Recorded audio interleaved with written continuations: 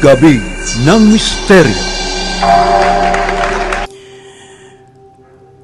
Narinig po ninyo itong yan.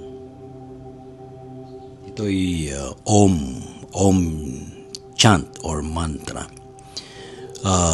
Binipikas to ng mga Buddhist monks, ng mga nag-meditate to invoke yung kapangyarihan ng universe. Alright.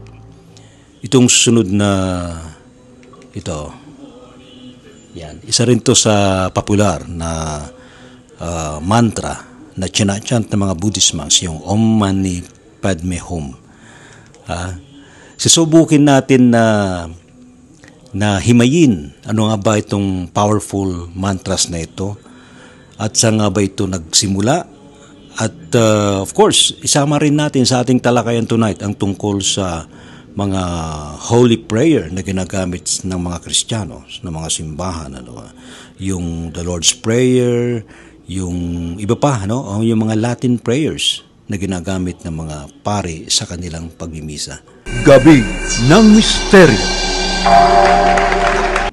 Mga kamisteryo, ngayong gabing ito ay napaka-interesting ng ating pag-uusapan. May mga guests tayo na magbibigay ng kanilang mga inputs, ng kanilang mga ginagamit na mantra sa kanilang pang-araw-araw na buhay, sa kanilang ginagawa sa buhay para makatulong sa kapwa, makatulong sa kanilang sarili, makatulong sa komunidad, and of course, makatulong sa pangkalahatan sa ating bansa at sa buong planetang ito. Ano ba itong mga mantrang ito na talagang rekomendado at anong epekto sa katawan, sa kalusugan, sa isipan at sa espiritual? Magbibigay din sa atin ng live tonight. Mag-chant ng mga mantra yung ating mga guests. Well, of course, kasama rin tayo. And we will try to share these energies, these vibrations na ilalabas ng mga mantra na ito na ibabahagi natin sa ating programa sa Gabi ng Misteryo. Hi guys, this is Dios Abbas. Abangan niyo po ako sa Gabi ng Misteryo, alas 10 ng gabi sa DZRH, hosted by Ray T. Sibayan. Ang ating topic po ay Ancient Chants and Power of Prayer. See you there! Hello everyone, this is Miss H of Divine Love Energy Healing Products and Services. Muli, inaaniyahan ko kayo sa Gabi ng Misteryo mula 10 to 11 p.m. at kasama natin si Sir Ray T. Sibayan. Ang ating topic mamayang gabi ay ang the power of ancient chants, mantras, and holy prayers. Ano nga ba itong mga ito at paano ito nakakatulong sa atin para mas pataasin pa yung ating kamalayan at kamalayan ng sangkatauhan? At ano nga ba yung mga gamit ng mga ito para mas makatulong pa sa atin sa ating pag-heal.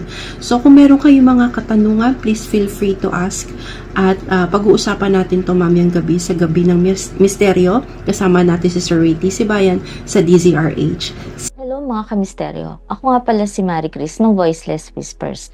Mamayang gabi ay nasa programa tayo ng Gabi ng Misteryo ni Sir Ray Sibayan sa DZRH mamayang alas 10 hanggang alas 11 ng gabi. Pag-uusapan natin ng tungkol sa chanting. Kayo ba ay nag-chant? Alam niyo ba kung paano mag-chant? Ano-ano ang mga chant na pwede niyong gamitin? Sa tingin niyo ay may epekto ba ito sa inyong buhay? Alamin natin yan mamaya. Pag-usapan din natin, meron bang chanting na pwedeng makatulong sa mga hayop? Yan ang magiging contribution ko mamayang gabi sa ating discussion. Kaya magkita-kita tayo doon mamaya. Bye-bye! Hello po sa lahat. Ako po pala si Elias Pascasio, isang psychic healer.